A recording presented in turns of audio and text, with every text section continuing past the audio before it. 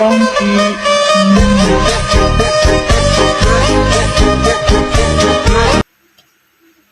Assalamualaikum warahmatullahi wabarakatuh. Salam diluhur. Perkenalkan, nama saya Prabowo Prakasangkaya dengan kakak Dr. Muhammad Mabrur Taufik, SAG SEMN, Fakultas Ekonomi Bisnis Universitas Budi Luhur, Manajemen Strategi. Kali ini saya ditemani oleh teman saya. Nama saya Muhammad Febri Monosaputro. Saya akan sedikit menjelaskan dengan teman saya tentang dari materi manajemen strategi. Pengendalian strategik.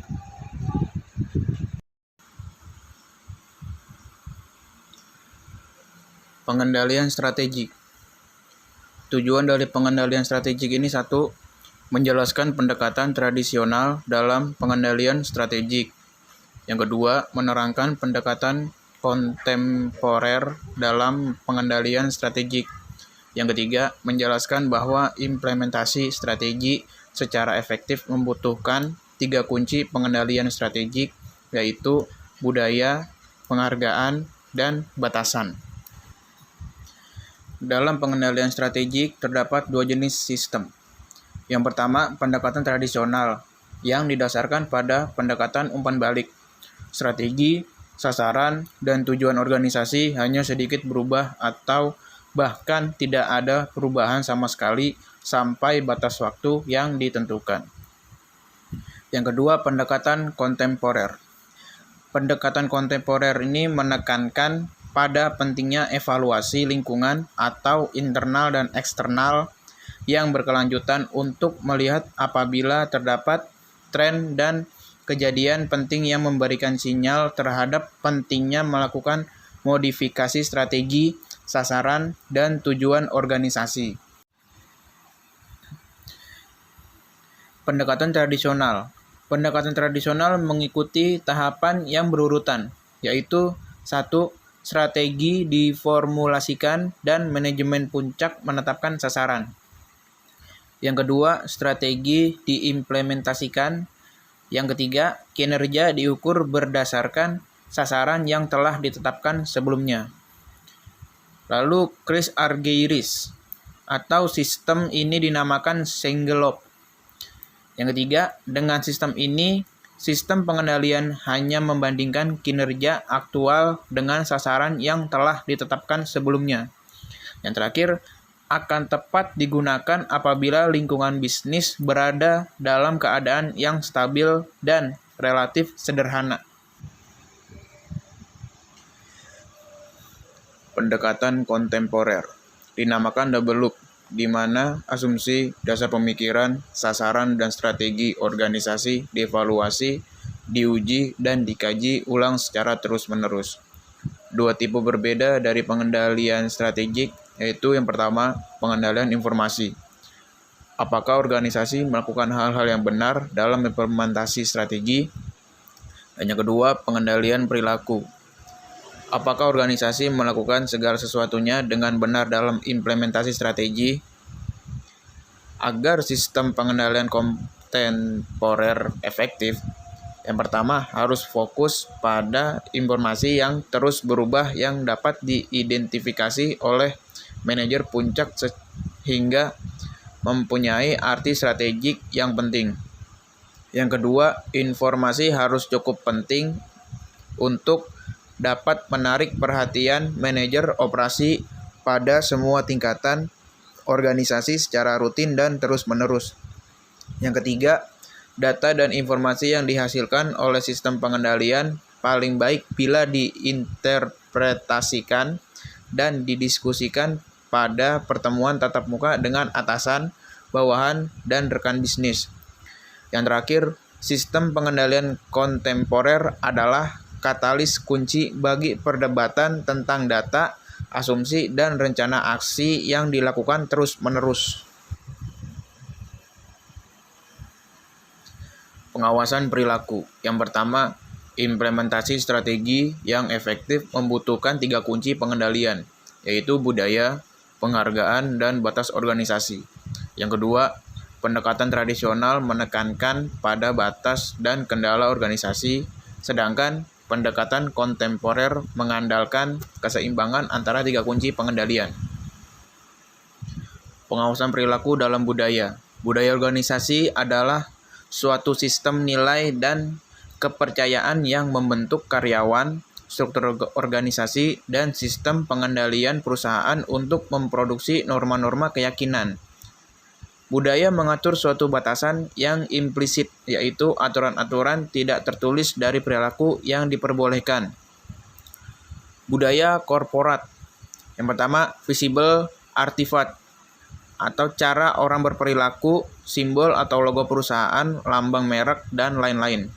Yang kedua, budaya yang mewakili nilai-nilai yang lebih dalam dari para anggotanya, seperti nilai-nilai dasar, filosofi, keyakinan, asumsi, kepercayaan, dan lain-lain. Selanjutnya, budaya organisasi lebih bersifat organis daripada mekanis. Budaya tidak dapat dibangun atau dirakit, tetapi harus dibudidayakan, diusahakan, dan dikembangbiakkan. Lalu yang terakhir, dalam keadaan apapun, seorang manajer akan selalu ditempatkan sebagai role model, sehingga konsistensi dalam perkataan dan perbuatan bisa menjadi pendorong yang baik dalam pembentukan budaya dan komitmen yang tinggi bagi karyawan. Dan inilah contoh hubungan strategi budaya.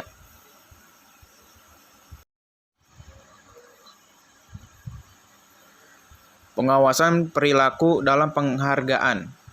Sistem penghargaan atau rewards dan insentif merupakan perwujudan dari niat kuat untuk bisa mempengaruhi budaya organisasi, berfokus pada pekerjaan dengan prioritas tinggi dan memotivasi individu dan kinerja individu ke tingkat yang lebih tinggi. Yang kedua, merupakan suatu motivator dan kontrol mekanisme yang efektif. Karakteristik penghargaan dan insentif yang efektif yaitu pertama, tujuannya jelas, mudah dimengerti, dan bisa diterima secara luas. Yang kedua, penghargaan berhubungan langsung dengan kinerja dan perilaku yang diinginkan. Yang ketiga, pengukuran kinerja jelas dan dapat dilihat. Yang keempat, umpan balik cepat, jelas, dan tidak meragukan. Yang kelima, sistem kompensasi adil dan pantas. Yang terakhir, struktur fleksibel atau bisa beradaptasi dengan perubahan. Pengawasan perilaku dalam batas dan hambatan organisasi. Batas dan hambatan organisasi dapat memberikan banyak tujuan yang berguna bagi organisasi, termasuk 1. Berfokus pada usaha individu dan prioritas organisasi. Yang kedua, memberikan tujuan jangka pendek dan rencana kegiatan yang akan diusahakan. Yang ketiga, meningkatkan efisiensi dan efektivitas. Yang keempat, meminimalkan perilaku yang tidak diperbolehkan dan tidak etis. Tujuan jangka pendek harus, yang pertama, spesifik dan bisa diukur. Yang kedua, mempunyai batasan waktu yang spesifik dalam usaha pencapaian. Yang ketiga, dapat dicapai dan cukup menantang untuk bisa memotivasi manajer menyelesaikannya. Perkembangan dari batasan ke penghargaan dan budaya.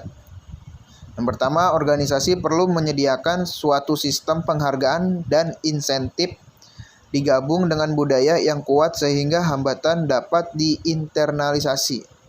Yang kedua, dapat dicapai dengan memperkerjakan orang yang tepat yang telah mempunyai nilai dominan yang diinginkan perusahaan dan konsisten dengan nilai-nilai tersebut.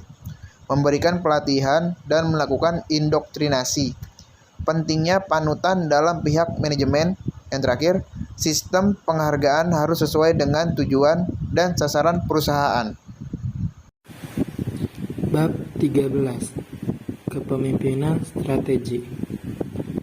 Tujuan bab 13 menjelaskan peran dan makna kepemimpinan strategik, menguraikan kepemimpinan strategik dan proses manajemen strategik, menjabarkan kepemimpinan strategik dalam menghadapi perubahan, menyebutkan berbagai karakteristik kepemimpinan strategik yang baik dan efektif, menjelaskan cara menjadi pemimpin pasar dengan pendekatan competing on the edge pionir dan non-pionir. Kepemimpinan strategi adalah kemampuan untuk mengantisipasi, memberi inspirasi, mempertahankan fleksibilitas, dan memberdayakan orang lain untuk menciptakan perubahan strategik yang diinginkan. Kepemimpinan strategik dalam menghadapi perubahan. Tantangan bagi seorang pemimpin adalah mengarahkan komitmen semua orang dalam suatu perusahaan dan para stakeholder di luar perusahaan untuk meraih perubahan dan mengimplementasikan strategi yang dirumuskan. Pemimpin mengarahkan komitmen untuk mencapai perubahan dengan 3 aktivitas utama yang paling berkaitan: klarifikasi, maksud strategik atau strategic intent, mengembangkan organisasi, dan membentuk budaya perusahaan.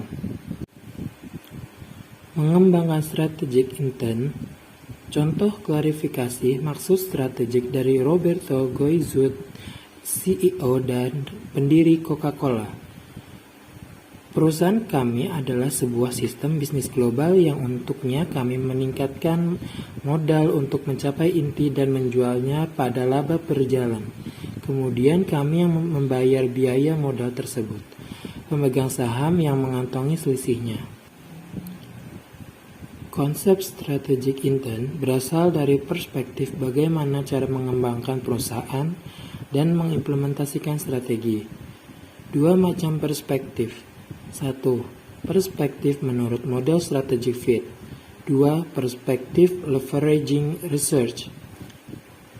Mengembangkan organisasi perusahaan untuk dapat meraih perubahan, maka para pemimpin perlu membangun kembali hal-hal seperti: 1. Memastikan pemahaman umum mengenai prioritas organisasi. 2. Klarifikasi tanggung jawab di antara para manajer dan unit-unit perusahaan. 3. Memberdayakan para manajer yang lebih baru dan mendorong kewenangan yang lebih rendah di perusahaan. 4. Menemukan dan mengobati permasalahan dalam hal koordinasi dan komunikasi dalam perusahaan. 5. Mencapai komitmen personal untuk berbagai visi dengan para manajer melalui organisasi. 6. Selalu berhubungan dekat dengan apa yang sedang terjadi di dalam perusahaan dan dengan para pelanggannya. Membentuk budaya perusahaan. Nilai dan kepercayaan yang berkembang di perusahaan akan membentuk kinerja perusahaan.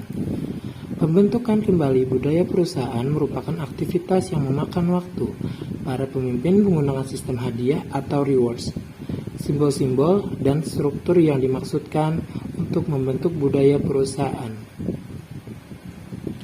Ciri pemimpin yang baik. 4 macam karakter paling penting yang harus dimiliki oleh seorang pemimpin. 1. Honest atau jujur. Forward looking, selalu memandang ke depan. Inspiring, mampu memberikan inspirasi kepada bawahannya.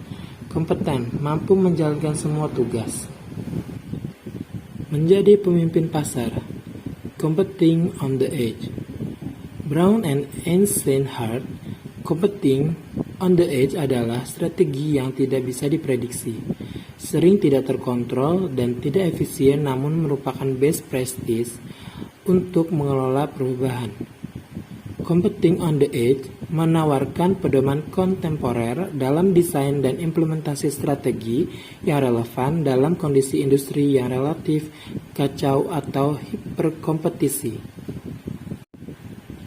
Menjadi pemimpin pasar. Competing on the edge. Karakteristik utama strategi competing on the edge. 1. Keunggulan bersifat temporer.